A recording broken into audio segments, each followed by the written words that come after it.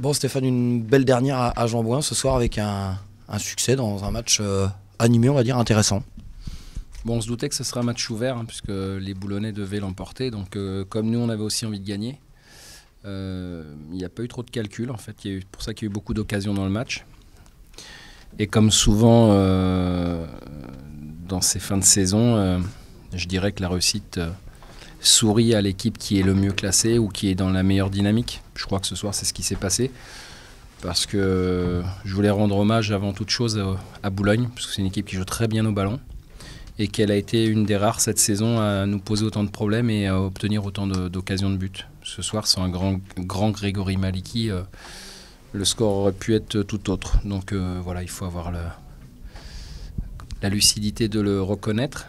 Malgré ça, on n'a pas volé notre succès parce qu'on a mis beaucoup de cœur. Alors on n'a pas toujours réussi ce qu'on a entrepris, mais on avait la volonté de gagner ce match-là et qu'à un moment donné, s'il nous a souri, c'est parce qu'aussi on est allé le chercher. Donc voilà, c'était un match, je l'ai dit, ouvert, beaucoup d'occasions. Voilà, il nous a souri, c'est très bien. On obtient une 3e victoire d'affilée, ce qu'on n'avait pas fait cette saison. Donc il a fallu attendre l'avant-dernière journée, mais c'est bien que ce soit arrivé. Et puis on prolonge notre série d'invincibilité, on continue de remonter au classement. Donc ce soir, c'est une belle soirée de foot pour le SCO. Et puis une belle fin de soirée aussi avec une belle communion avec le public à la fin. Ouais, c'est important d'associer tous ces gens qui viennent nous voir parce que, je l'ai dit, on ne leur a pas donné toujours ce qu'ils attendaient. Donc je crois que depuis quelques temps à Jean-Bouin, ça se passe bien, on gagne des matchs. Quand on les a pas gagnés, on a toujours cherché à faire du jeu et à montrer du spectacle. Donc ce soir, c'est juste un retour des choses pour eux. Moi, je trouve qu'il était important de leur dire combien ils sont importants et je crois qu'ils avaient aussi envie de rendre hommage aux joueurs qui ont fait maintenant, avec le nombre de points qu'on a, une saison tout à fait honorable. Et puis l'autre petit événement de cette soirée, c'est l'annonce du départ de Karim Jabi. C'est pas rien, c'est un des symboles du club aussi qui s'en va. Tout à fait. Ce qu'on disait, Karim était le plus ancien au niveau du club. C'est un élément important de l'équipe qui va nous quitter.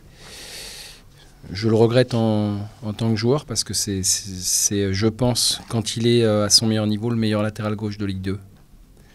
Alors évidemment que c'est une grande perte pour nous, mais bon, je pense qu'il a tellement donné pour le club que voilà, aujourd'hui il faut lui souhaiter bon vent, bonne chance. Et puis il mérite, je ne sais pas dans quel club il va jouer, mais j'espère qu'il ira dans un club qui sera en Ligue 1 l'année prochaine. Parce que je crois qu'il le mérite. Il le mérite, il est capable de le faire, donc je suis très heureux pour lui. Et puis le symbole aussi, c'est qu'il va y avoir une passation de pouvoir sur l'ancienneté au club. C'est-à-dire que Karim, qui approche la trentaine, était le plus ancien du club. Et que l'année prochaine, les 2 plus anciens du club, ce seront 2 jeunes joueurs. Ça va Ryan Frikesh et Vincent Manceau. C'est aussi tout un symbole.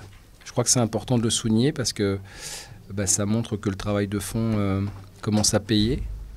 Et que nous, SCO d'Angers, petit club, petit budget, on va devoir passer par cette promotion en interne et la formation des jeunes pour pouvoir exister au travers de ce championnat. Ça a déjà commencé cette saison plutôt avec réussite, on a envie de dire. Oui, parce qu'il y a quand même eu 7 joueurs cette saison qui ont démarré leur premier match en Ligue 2. 7 joueurs. Quand on avait du mal à en avoir un, cette année, il y en a eu 7.